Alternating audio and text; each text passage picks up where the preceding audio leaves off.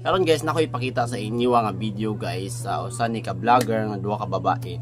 Ngayon ang topic permintis bastos. So kamo na musga guys kung sakto pa ba nilang gibuhat para lang maka-income sila ilang buhaton ang tanan. So most sa mga kabatan-unan karon is nakatutok sa social media.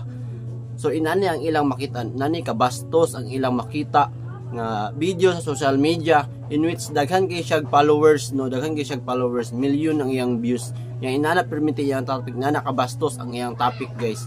So kamo na ihusga guys kung sakto pa ba na ilang ipambuhat para lang mukita sila, no.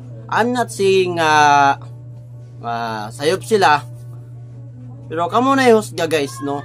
Kay most of kabatan-unan karon naagi nakatutok sa social media inani kabastos ang ilang mga words, no.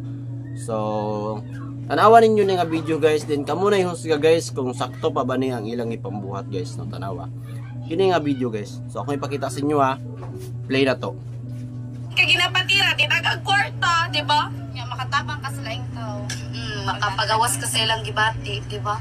Mo na siya ang purpose maong ang bilat dapat dili na siya angay ikatagaw. Bilat raman na, wa may mawala sa imuha, pila may pagbilangkan.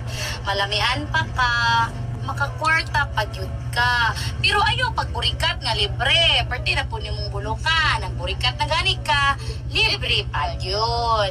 So dapat imong bilat imo na siyang himog source of income. Himo nimo pagkakitaan imong bilat. Grabe nimo diskarte. Grabe kung diskarte sa kinabuhi. Mao nang daghan kay nang utana sa atoa unsay atong sekreto. Mauna among sikreto na maligya mig bilat, paluwagan, liaway, napoy online hulugan. So, mora pa no, ang among ikaingon sa inyo nga, dili yun na siya ikatagaw kay. So, amo na layos ka guys ha.